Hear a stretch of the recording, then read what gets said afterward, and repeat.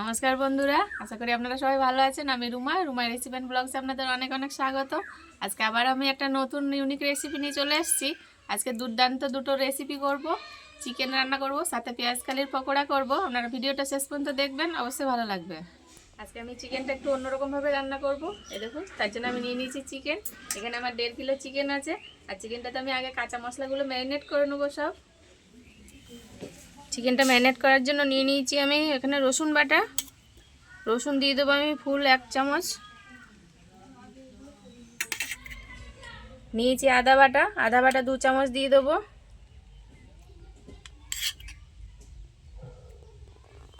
নিয়েছি কাঁচা লঙ্কা বাটা, এখানে 10টা লঙ্কা বেটে নিয়েছি। আপনারা যে যার স্বাদ মতন লঙ্কা বাটা দেবেন।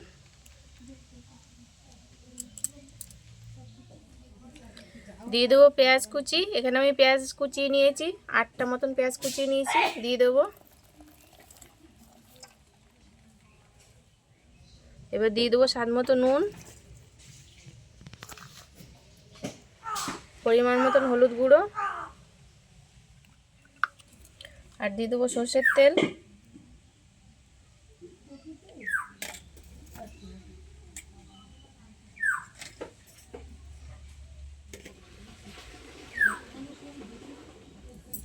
হাফ চামচ গোলমরিচের গুঁড়ো দিয়ে দেবো। এবার আমি এগুলো ভালো করে হাত দিয়ে ম্যারিনেট করে নেব।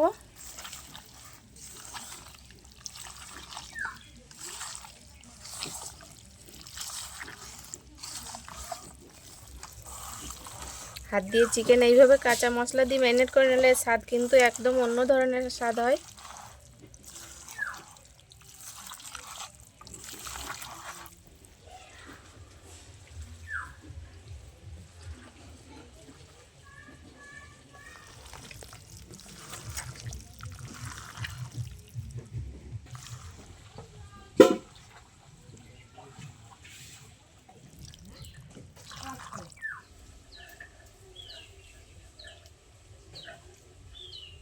মাংসটা আমার ভালো করে ম্যারিনেট করা হয়ে গেছে। এবার এটাকে আমি 30 মিনিট মতন ঢেকে সাইড করে রেখে দেবো।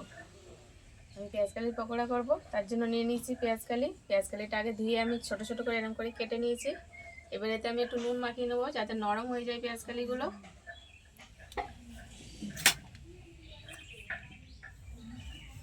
দিয়ে দেবো পরিমাণ মতো নুন। এবার এগুলো ভালো করে হাত দিয়ে আমি একটু মাখিয়ে নেবো।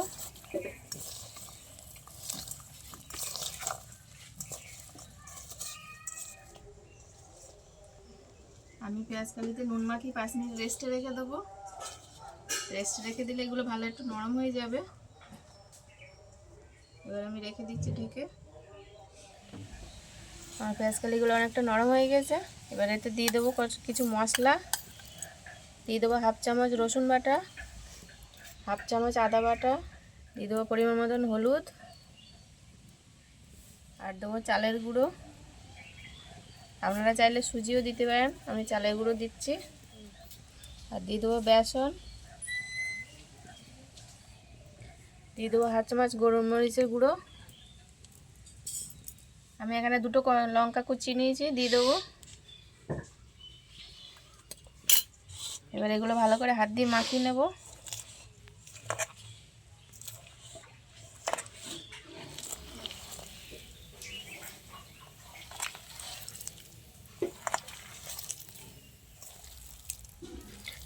আমার এটা ভালো করে মাখানো হয়ে গেছে। পেঁয়াজের থেকে যে জল বেরিয়েছিল সাথেই আমার মাখানো হয়ে গেছে, আমি আর আলাদা করে জল দিইনি। এই দেখুন এইভাবে হয়ে গেছে বাইন্ডিং করা। এবার আমি এক এক করে কড়াইয়ের তেলে দিয়ে দেবো। তেল গরম হয়ে গেছে। এবার আমি হাতের সাইজে এরকম করে সাইডে একটা করে শেপ করে নেব, গোল গোল দিয়ে দেবো। এবার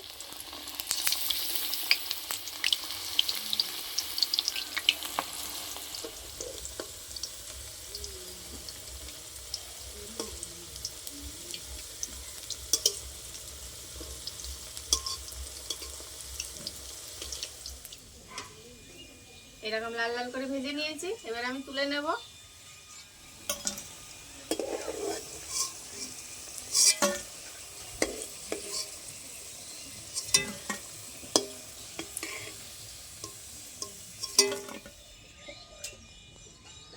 বাকিগুলো এবারে এরকম করে গোল গোল করে দিয়ে দেবো। এগুলো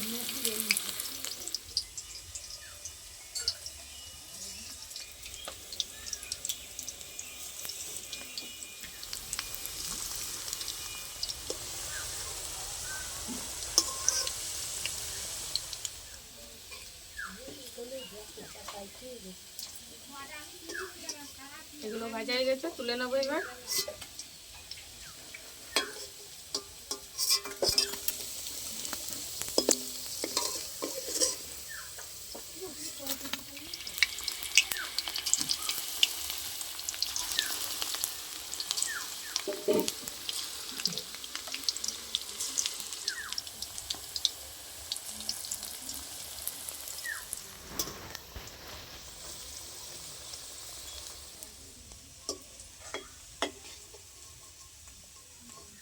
বাকি পকোড়াগুলো ভাজা হয়ে গেছে, এবার তুলে নিচ্ছি আমি সব।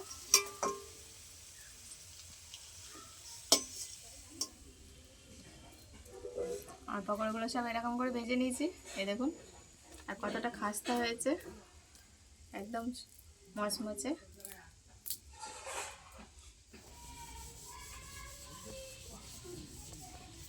পকোড়া ভাজা হয়ে গেছে, কড়াই বসিয়ে দিয়েছি এবার মাংসের জন্য। দিয়ে দেবো আমি অল্প করে তেল, যেহেতু ওতে তেল দেওয়া রয়েছে, মাংস ম্যারিনেট করার সময় তেল দিয়েছি, তা অল্প করে তেল দেবো ফোড়নের জন্য। তেল গরম হয়ে গেছে, দিয়ে দেবো ফোড়নে গোটা জিরে, নিচে গোটা গরম মশলা দিয়ে দেবো,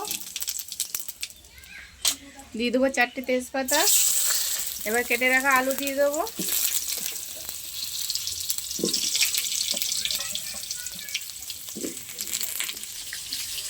আমি আলুগুলো 2 মিনিট একটু লাল লাল করে ভেজে নেব।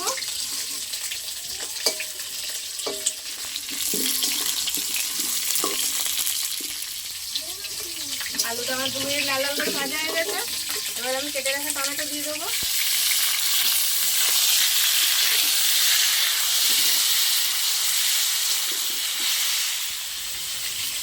এবার আমি ম্যারিনেট করা মাংসটা দিয়ে দেবো।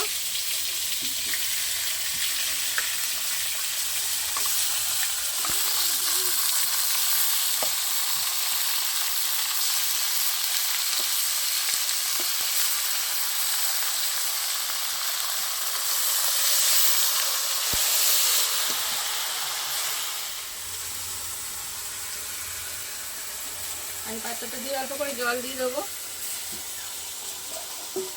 এবার সব ভালো করে একসাথে করে মাংসটা কষিয়ে নেব। এইভাবে আমি ঢেকে ঢেকে কষিয়ে নেব মাংসটা।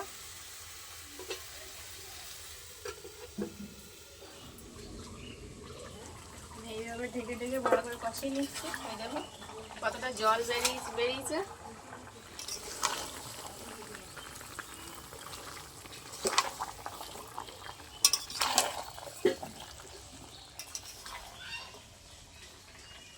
আবারও ঢেকে দেবো আমি। মাংসটা অনেকটাই কষানো হয়ে গেছে।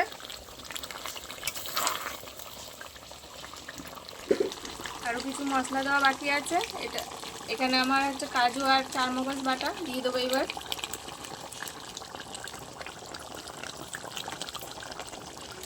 হাফ চামচ আমি কাশ্মীরি লঙ্কার গুঁড়ো দিয়ে দেবো।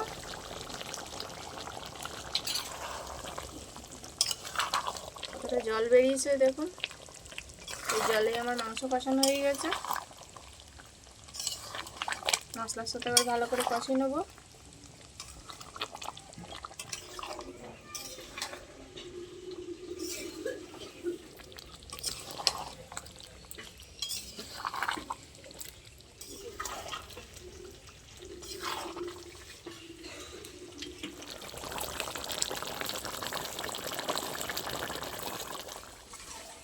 মাংসটা একদম কষানো হয়ে গেছে, এবার আমি গ্রেভির জন্য জল দিয়ে দেবো।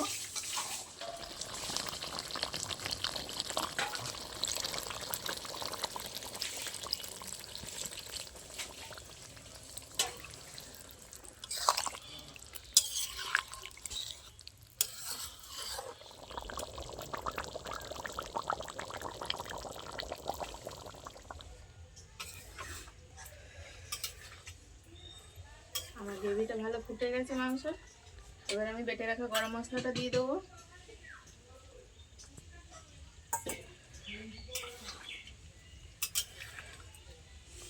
মাংস একদম রেডি হয়ে গেছে, এবার আমি নামিয়ে নেব।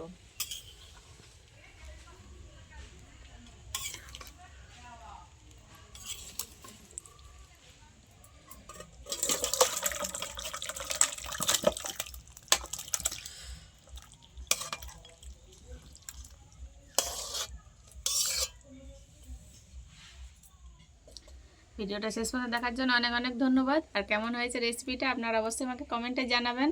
ভালো লাগলে বন্ধুদের সাথে শেয়ার করে দেবেন। দেখা হচ্ছে আবার পরের ভিডিওতে। তত সময় ভালো থাকবেন, সুস্থ থাকবেন। টাটা।